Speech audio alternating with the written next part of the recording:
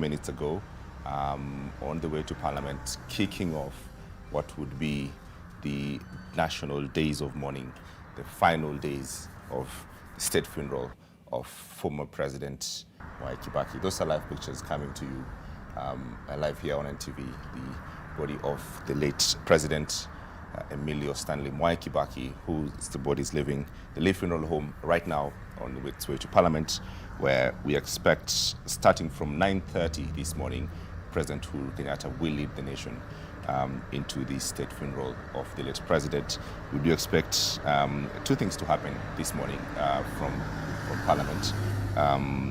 One, according to notification of a special sitting that was published today, procedural notification to the assembled House with respect to the presidential proclamation of the 22nd of April 2022 regarding the demise of the third president of the Republic of Kenya, His Excellency Honorable Emilio Mwai Kibaki, CGH, and the exceptional motion on honor and tributes of to the House to the late third president of the Republic of Kenya, His Excellency Emilio Mwai Kibaki, CGH, following presidential proclamation of the 22nd of April 2022 regarding his demise.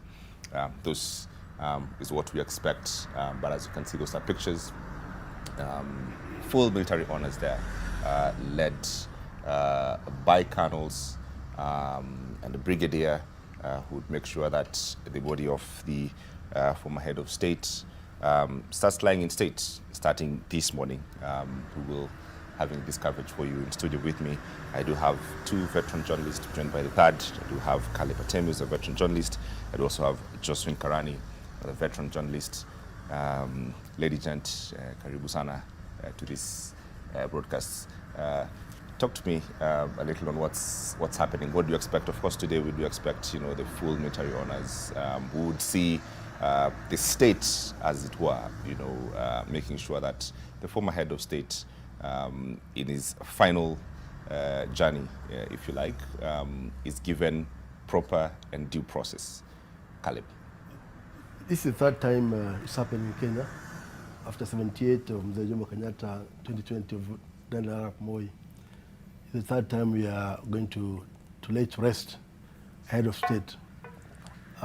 So it's only procedural that the body goes back to the House, August House, which is the foundation of leadership, and that the country mourns him the way it's supposed to, and give him the last respect that he deserves. So we're going to see lots of emotions. At least leaders will have a chance to pay the last respect, and Kenyans to say what they need to say before the man eventually will allow him to join his forebearers. Right. Yes. It's finally laid to rest. Josephine.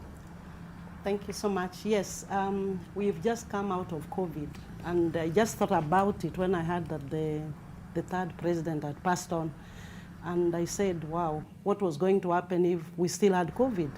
At least we thank God that there is an opportunity for Kenyans again to file past the third president who ruled this country and pay last respects to him. We're looking forward to a busy week, a somber week, where Kenyans have been celebrating the former president and paying last respects to him.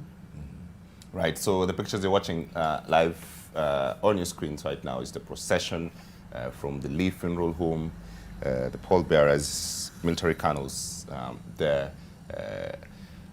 taking over the procession. It's going to go this way up to Parliament, where we do expect President Uhuru Kenyatta at around 9:30 this morning to lead the nation in this the final journey for former President Emilio Stanley Mwai Kibaki. We do expect, of course, full military honors. Yes. As you understand, this is the third time this is happening. As a head of state, former head of state, the military is in charge of this process. There's the lying state for the head of state 3 days, so the public would have enough time to go to Parliament and pay their last respects, if you like. Yeah, It is actually a military occasion. They've been in charge of every single process, time management, but as soon as the body lays down and they allow the public to pass by, then for the 3 days, and hopefully 3 nights, we'll allow men and women and children to pass by and say goodbye to Mzee Kibaki. And based on what happened 2 years ago, when Mzee Moi left us, we expect lots of emotions. Because when somebody has been around for 90 years, 91 years, and has been your leader for over 40 years, there's a lot that we need to see and say about him. Right. Yeah, so it will be interesting, it will be colorful, it will be painful, it will be emotional. It will also be interesting. There's a lot to talk about his life and times. Yes. You know, if we could just go around that, Josephine. Yes, I have very fond memories of the late president, and especially when he dissolved cabinet. I was just thinking last night, it was This quite is in 2005. Yes, it was something which I said, hey, what's going to happen now? Nobody knew what that meant, but of course, he looked up at the Constitution, and it was right for him to do what he did. But he made some decisions which really were fresh and were like, wow, this can happen. I never in my ever thought that you can dissolve a cabinet. But well, that happened. I remember him with the primary education, free primary education. I remember him for extending retirement age to 60 years for public servants. There are some milestones that he set that have stood for the period of time. And of course, just like Caleb has said, this is a man who Kenyans are going to celebrate this week and the days to come. He's being brought home to Parliament, where he served for many years. And yes, I think this occasion has brought Kenyans back away from the hush of campaigns and all, and we have come back as Kenyans to celebrate one of our own who has left us. All right, and we in fact now joined by none other than Mashere Gaido, also joined us, another veteran journalist. The pictures you're watching there, obviously some very, very important shots of that casket that, you know, draped in a national flag, the body of the former president there, making its way to Parliament. Mashere, good morning. Thank you. Good morning. You know, when you think about Kibaki, I think you think about a man who was at the right place at the right time. Because really, after 40 years of Kanu's rule, after 20 plus years of Moi's rule or misrule, it was a big transition, and there needed to be the right person who can guide that transition, because it would have been very easy for Kenya to descend into chaos or something else. And here you have this person who was already experienced in government, but he also set up a government machinery that was really a mix of the old and the new. He brought in the technocrats he knew from his days as vice president and finance minister. But I think the majority of people were people who had come in through opposition ranks. He brought in civil society. It was a very good mix. And it is unfortunate, however, that in his first year in office, he was not very well. Apart from the car accident, which just before the elections, there was a stroke he suffered, which was never talked about, but it left him rather indisposed. Or it was never reported. It was never reported. And I think a lot of people took advantage of that. But even in that period, he managed to set up government systems that could work in his absence. He was not like Moi. He gave ministers the leeway to do their jobs.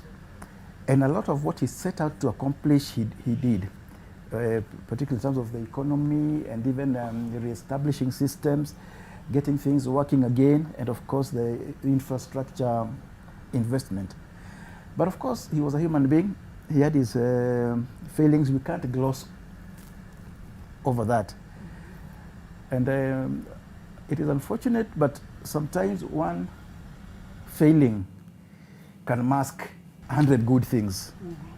And I think that is why there will be so much divided opinion about Kibaki's legacy. Right. Yeah. Yeah. Just the question of the legacy and the transition. A bit before Amasharia speaks about the transition from the KANU 40 years, of KANU, then 2002, 2003. This transition happens, and there's a lot to be said in between that 1 year of President Moi handing over power and President Kibaki taking over, and him almost being absent, and the political sort of squabble, starts at that moment that goes on up to 2007, right? That sort of marks is the first term that is full of politics, but also a lot of government work happening at that time as well. Yeah. Yeah. I think, as Mashira says, there's the good, the bad, and the ugly of Kibaki. When he took over power, he was indisposed. And the people that you talk to, those who are close to him, say that the mafia, they call them the Mount Kenya mafia, took control. They took advantage of the situation and actually elbowed out the people that he had been working with in the NAC coalition. So there began the problem. So he had a powerful government machinery. A civil service was empowered, and I'm going to talk about that later on, because I was actually a civil servant during that period. So the civil service is what saved the country from collapse. But the political system in itself, was chaotic. Yeah. So that one helped us. If the civil service had collapsed, then things would have gone out of control. Right. But the mafia took charge, everybody else out, and then they now blotted. They actually smeared a very good legacy of what the man would have left behind. Okay. The pictures you're watching right now on the screen is the procession making its way to Parliament. And on the other side of the screen, we do have the shot that is in Parliament. My colleague, Kennedy Muredi, is in fact standing by in Parliament. Kennedy, if you can hear us, we're just talking around the legacy, the man and his times, his life and times. What do you expect in Parliament once the body arrives?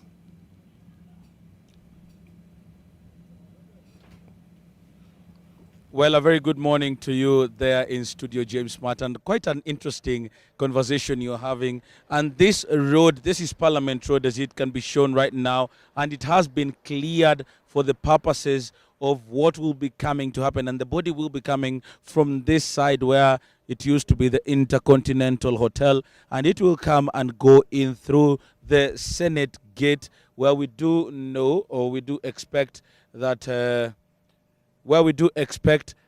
already there is a team of military officers that are there to receive the body, and it will be given. Remember, President Uhuru Kenyatta said that he will be given a state funeral, and just here in Parliament, the body will be lying in state, and I can see some of my colleagues on top of a vehicle. That means that within the next few minutes, the body should be arriving here.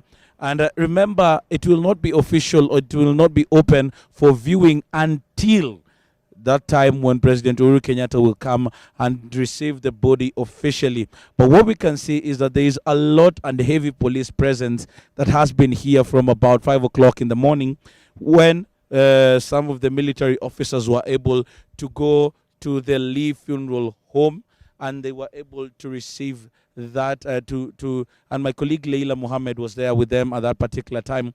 But what we are seeing right now is that there is a heavy presence of police controlling everything. But another factor, James Matt, is that we have not yet seen Kenyans coming we have not seen yet Kenyans come here to line up for this particular thing. So we are expecting that any time from now something will be happening, and there have been changes and they're expecting that the body will be coming through the Parliament side, the National Assembly side, before it drives all the way and comes into the Senate gate, the official gate that is here. And already we have been waiting. And what do we expect, James Smart, is that once that body comes in, that when the president receives the body, then Kenyans will be given an opportunity to come in and view the body as it will be lying in state for the next 3 days. What we saw, this is something similar to 2020 when President Moi, Daniel Arap Moi, died, and his body was brought here. And what we could see at that time is that there was that Kenyans used to come from around 6 o'clock in the morning, and the body then would be lying here until around 5 o'clock in the evening. Then after 5 o'clock, the body goes back to the funeral home for the next day. And yes, that is the vehicle, and that is the vehicle that is carrying the remains of President Mwai Kibaki, and it is here coming all the way, and it is arriving here at the Parliament building. As my camera person Adrams Mulama will be able to show, is that is the body as it is arriving. It is a full military. I can even see the military vehicles. It is a full military function. Everything is happening as precision, and it had already been planned that this is what will be happening. And we can even see the presidential team that is with the body. We can even see the military outriders. These ones are not the police outriders, as it happens with the presidential motorcade. This is the military police that are the ones who are doing this, and they have taken over. Even the police officers, the regular police officers, have been pushed to the periphery, and everything that is happening is being controlled by military. Remember, also the military have their own police, and those are the people that have taken over. The police officers have been pushed to the periphery, and that is the body arriving here at Parliament. Probably I'll give you time so that we can listen to the natural sound and see what is happening here at the Parliament building. Haya, nisaidie tripod.